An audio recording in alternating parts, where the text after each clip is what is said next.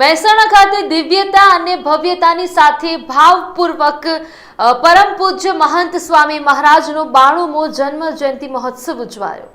BAPS Shri Swaminarayan મંદિર મહેસાણામાં પાવન પરિસરમાં ગત સોમવારે તારીખ 15 સપ્ટેમ્બરના રોજ ભગવાન શ્રી સ્વામિનારાયણના છઠ્ઠા આધ્યાત્મિક અનુગામી પરમ પૂજ્ય મહંત સ્વામી મહારાજના 92મા જન્મ જયંતિ મહોત્સવની ખૂબ જ ધામધૂમપૂર્વક ઉજવણી કરવામાં આવી।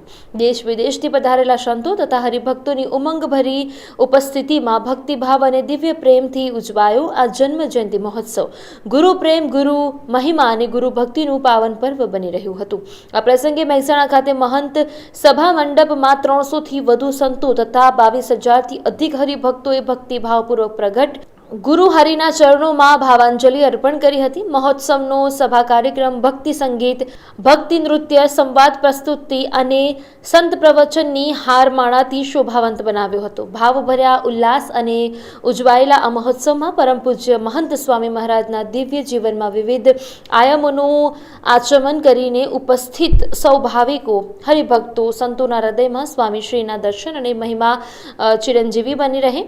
92 વર્ષનું જાહેર નિષ્કલંકી જીવન, ગુરુ પ્રધાન જીવન, સેવા ભક્તિમય જીવન, પરિશુદ્ધ જીવન અલૌકિક છે। પરમ પૂજ્ય મહંત સ્વામી મહારાજના અલૌકિક જીવન અને મધ્યવર્તી વિચાર સાથે આ જન્મ જયંતિ મહોત્સવ સભાનું આયોજન થયું હતું। આ મધ્યવર્તી વિચારને કુલ 4 આયામોમાં વિભાજિત કરવામાં આવેલ છે, જે પૈકી પહેલું આયામ છે ભગવાન પ્રધાન જીવન।